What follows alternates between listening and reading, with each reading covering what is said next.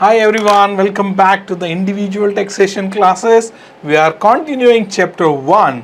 In this particular video, we'll be discussing about the individual taxation on exemption from withholding.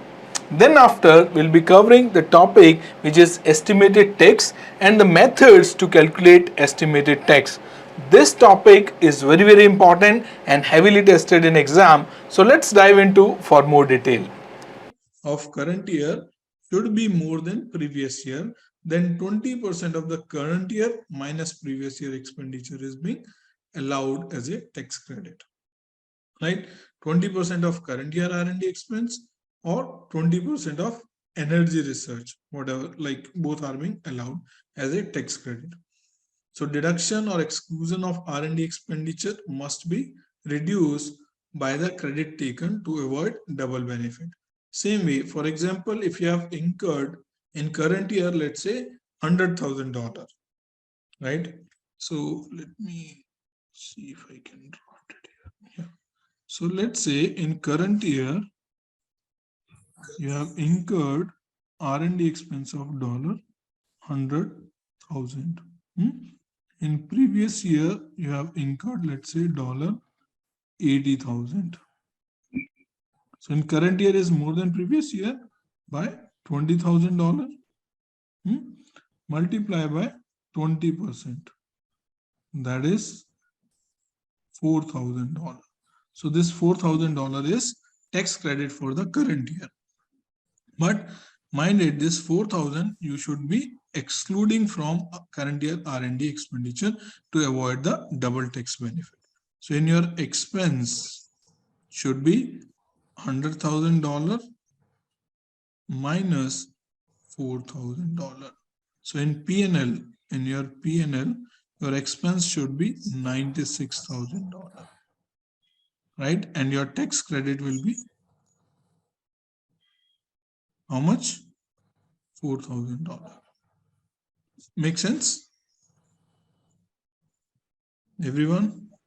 Sir, could you please explain this again, sir? So I am saying in the current year, you have made an expenditure on research and development of $100,000, right? In previous year, yes. you made $80,000. So in current year, you have made 20,000 more, right? Whatever the excess amount you have made in R&D expenditure from previous year, for that 20% is being allowed for a tax credit. So 20,000 multiplied by 20% is equal to 4,000. 4,000. Right? So this is your tax credit, right? So in the expenditure you have made is $100,000 minus this 4,000 should be reflected in your profit and loss account, that is $96,000. And this 4,000 you will be claiming as a tax credit. Okay. Similarly, how we looked at in previous example. Make sense, Mayank? Yes, sir. Yeah. Vikas, Vivek, Rajat? Yes, sir. Yes, sir. All good? Okay, let me just remove it.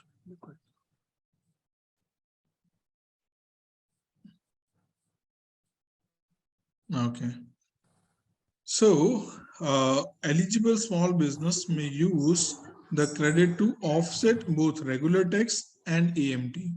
So, we'll be discussing in chapter, in part 2, basically, about small businesses. So, as of now, just keep in mind, if in the question it has given to you, this is for small businesses, then you can reduce this amount from regular tax or as well as from the alternate minimum tax, both.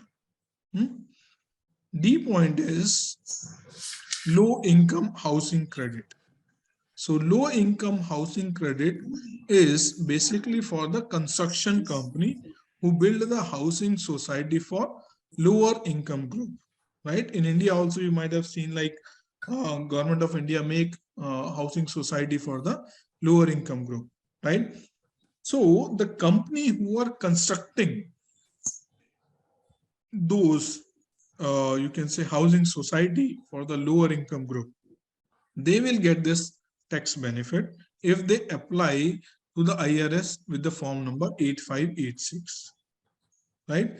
So annual credit is equal to qualified basis, that is cost of low income rental unit, multiplied by applicable percentage rate issued by IRS every year.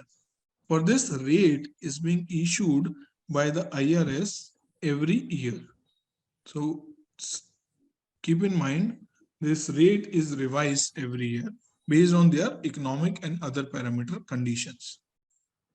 Right? Make sense? So what they are saying, let's say you are a construction company and you have filed form 8586 with IRS and you are constructing a low income residential society, right? And there, like the people who are in lower income bracket would be living, or maybe like government will be allocating that place, or state government, city government, or maybe federal government might be allocating that place, or maybe like any other private, you can say like an NGO is developing that, like whosoever it will be, right? But you are a construction company who is helping in building it, right? In that case of scenario, whatever the cost you have incurred, let's say $1 million, let's say $1 million you have incurred in building that society. And let's say for the current year, the applicable rate is 2%. So multiply by 2% of this, which is how much? $20,000. So that will be tax credit available to you. Make sense? Yes, no? Are you guys with me? Yes, sir.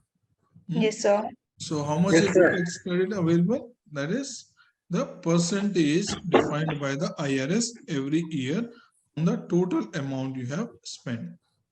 Right? Now, if you see the note number 1, credit may be taken in each 10-year starting with the year of project completion. So that credit will not be available as and when you start. So credit will be available only when you finished it, right? And for the next 10 years, you can avail this, right? The recapture part of the credit taken, if owner disposed of for the interest or violation some aspect, then original entitlement anytime within 15 years.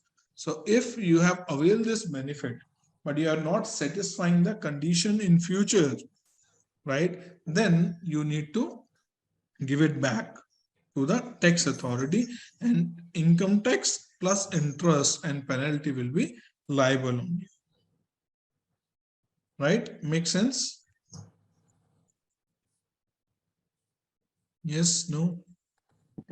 Yes, sir. Okay, so next one is disable excess credit. Like we were discussing earlier, in the US, if any of you been to the US, you might have seen like at every place you will see specific, you can say, consideration has been given for the disabled people. Like if you go to the Walmart, you will see like separate parking space dedicated to the disabled people, right? If you go into the Walmart, you will see like separate gate has been given and has been constructed for the disabled people specifically. And if you go to their washroom, even though within the washroom, they have a separate washroom for the disabled people in men's as well as for the women's, right? All the infrastructure expenditure those companies who are making for to support the disabled people, they should get some tax benefits, tax credit, right? For that, this disabled excess tax credit is being available. The tax credit for making special constructional arrangement for ease of disabled people to come on work, like designated parking spot, entrance area, designated toilets, etc. Right? So for that, you will get credit of 50% of the expenditure you have made minus $250 or $5,000, whichever is lower. So this is 50% of the expenditure minus $250 or $5,000, whichever is lower. Let's say, for example, you have, let's say, open up a shop, right? In that shop, you have created a separate area or entrance from where like disabled people can come inside to your shop, right? And you have created a separate washroom for the disabled people, right? And you end up incurring, let's say, $10,000, let's say $15,000 for separate toilet and separate entrance in your shop for the disabled people, right? So in that case of scenario, how much tax credit is being available to you? Which is 50% of $15,000 minus $250. How much is it? Can someone do the math for me? 7375. 7375 or $5,000, whichever is lower. What is lower? 5,000. $5,000. $5,000 tax credit is being available as a disabled access credit. Make sense? Yes, sir. Everyone comfortable? Shall I remove the example?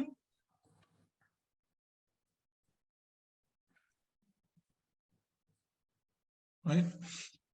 So the note over here is credit is available to those small businesses that in preceding tax year had either gross receipt of $1 million or less or 30 or fewer full-time employee. The adjusted basis is reduced by the full amount. So this is also important, the adjusted basis. So your cost of building, which is 15,000, need to be reduced by $5,000. Make sense? Which we have discussed in earlier example as well, right?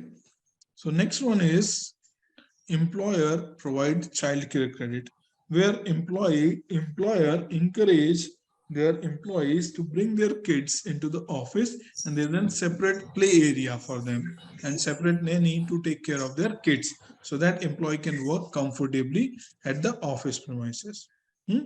So in that case of scenario, 25% of the capital or operational cost for the child care incurred during the year or $150,000, whichever is lower, is allowed. Right? Any credit based on acquisition or development of capital asset must be reduced. Same theory. Right? Last one is earned income credit. So we are done with the general business credit. So if you've seen, so we have covered all the 6 categories.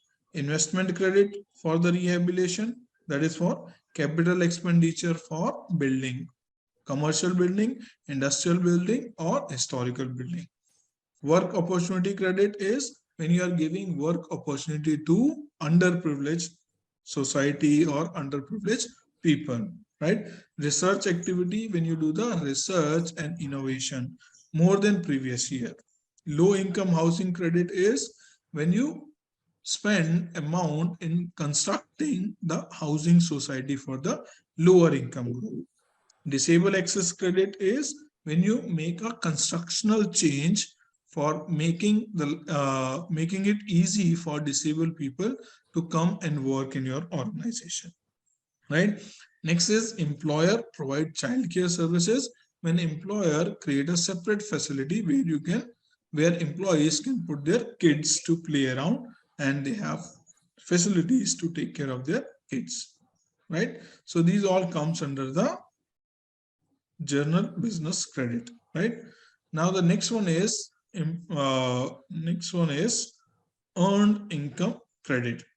So the tax credit for lower income worker who have principal resident in US. So this is for the people who have principal residence in US. So the credit is being claimed for each qualifying children. So if you have no children, then minimum credit is $538. If you have one children living with you, you can take 3,584. If you have two kids, then you can take credit of 5,920. And if you have three or more kids living with you in the same home, you can take a credit of $6,660, right? And this also pays out if your income is more than $15,820, 41,756, 47,450, 50,594. So your income will, you can say if your income is more than this, then there is no benefit. And for married filing jointly, there is again additional benefit for the phase out, which is 21,710 if there is no kid, 47,646 if there is one kid, 53,330 if there are two kids, and three or more kids, then 56,884. Married taxpayer who does not file joint return is not entitled for earned income credit, and child must be under the age of 19, full-time student under the age of 24, or permanently or total disabled. Make sense? Or you want some clarification in this?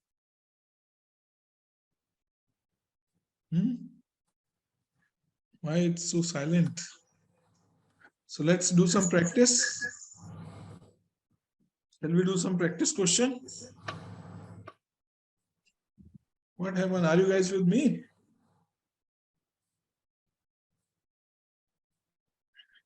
Hello? Yes, sir. Yes, sir. Are you guys here? Yes, sir. Okay, shall we do some practice question? Yes. Robin is preparing her 2021 income tax return. She has figured her income tax and is now ready to see if she is entitled to any tax credit to reduce her income tax liability. Which of the following item could be the source of tax credit that she should gather from the information on to see if she is entitled to any tax credit? So, Robin, she has prepared all her income tax detail, but now she wants to understand from you what all documents she should look at it to identify the area where she can avail any tax credit. First one is child and dependent care expenses, education expenses, foreign taxes if she has paid, or all the answers are correct. Option 4. Huh? So option 4. Option 4. Why? So because Because tax credit is being available for the child and dependent care, foreign education expense, as well as to the foreign taxes paid. So simple answer. Yep. Mayank, Rajat, Yes, sir. Vivek, Sachin. Got it? Yes, sir. Yes, sir. Second question. Carlo, an individual taxpayer, received a form 1099 DIV. 1099 DIV means dividend income, from where you have received dividend income from her global mutual fund that show a dividend income of $500 and foreign taxes withheld is $67. So Carlo has mutual fund from a foreign company on which he has received $500 as a dividend income net of withholding tax of $67. This is the only foreign source of income she received for the year. Her income tax before any credit is $4,320. On which of the following form may Carlo elect to claim the credit of foreign tax paid? So which form she should file to claim the foreign tax credit? Form 1040 Schedule A, itemized deduction.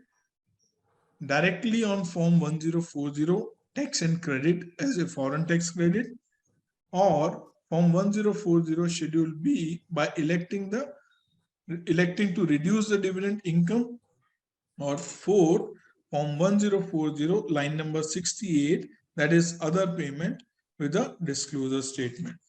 So maybe if you go and see the form, do you have taken a print of 1040? You guys have idea how 1040 looks like now? Or you still not clear on it? Yes, So sir. this Yes, is sir. your form number 1040, right? So what all 4 options were there? If you see the first option, they are saying Schedule A, itemized deduction. So in the Schedule A, itemized deduction, to remember this Schedule A of itemized deduction. So from Schedule A, would you mention foreign tax credit here in line number 12? Yes or no? Are you guys with me? Yeah. Clear now. So, no, do we mention the foreign tax credit in itemized deduction, Schedule A? Yes or no?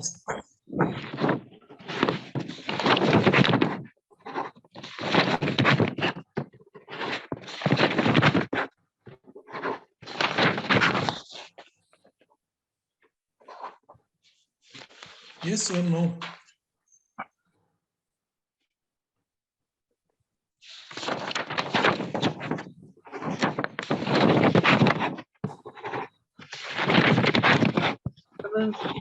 Sir disturbance क्या हो रही है? काफी disturbance लग रही है. Sorry?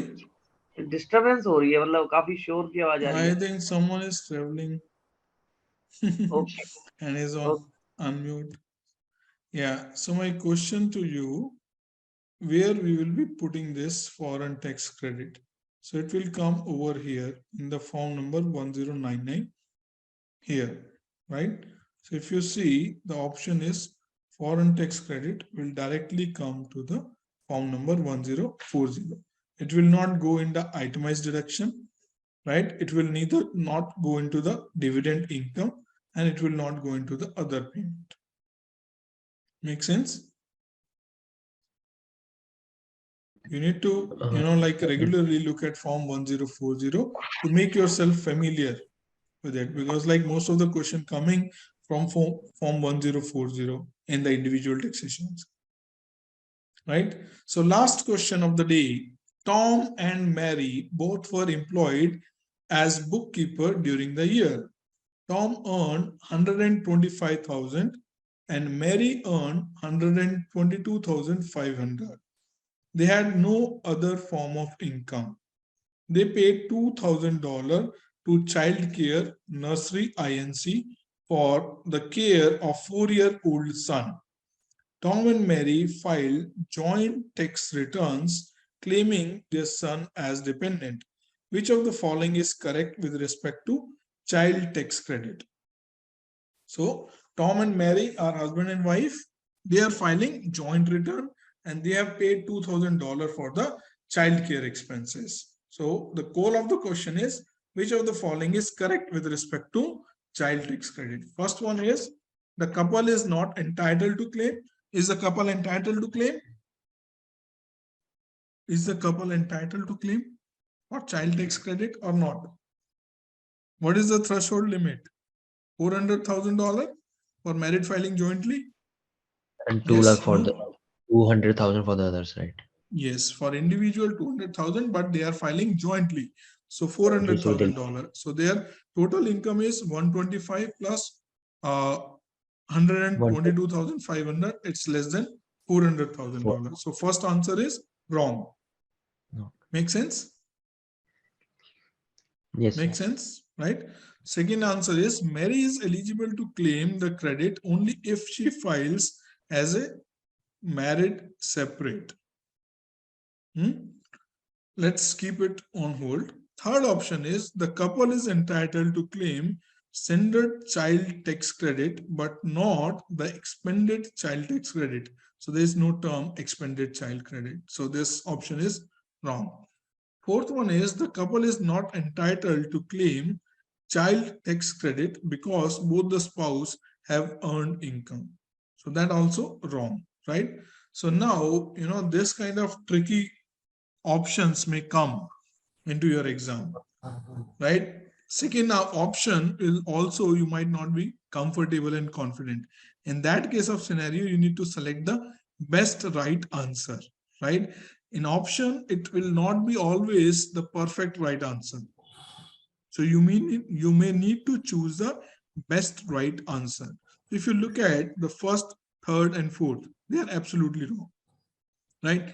But now look at this. But now look at the second one. Mary is eligible to claim the credit only if she files as a married separate.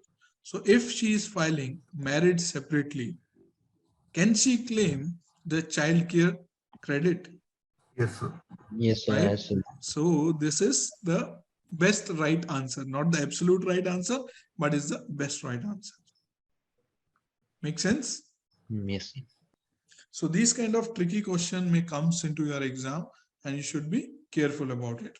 So now if you see, we have covered all the tax credits. Even though we have covered more than what is in your book for individual taxation, because all the general business credits are part of your business taxation, but I thought like it may be good if we covered over here, and in second part we'll do the revision, right? So we have covered all child tax credit, child and dependent care credit, credit for elderly and disabled people, right? Then credit for adoption expense, credit for contributions, and then education tax credit. Then we covered foreign tax credit, general business credit, and then earned income credits. All kind of tax credit we have covered, and then we have done a couple of examples as well, right? So more than 85%, more than 90% of your chapter 1 is done, right? So maybe like, yes, please. Sorry to interrupt, sir, but could you please share the recording of today's class because it requires another session. Say that again. Recording Could you- of. the today's class, it's a much important class today, sir. Okay, okay. I'll send it to you. Good. No problem. Okay, guys, any doubt you have before we close for the day? Sir, kindly send the recording of all the previous classes, please, sir. No, that's not fair.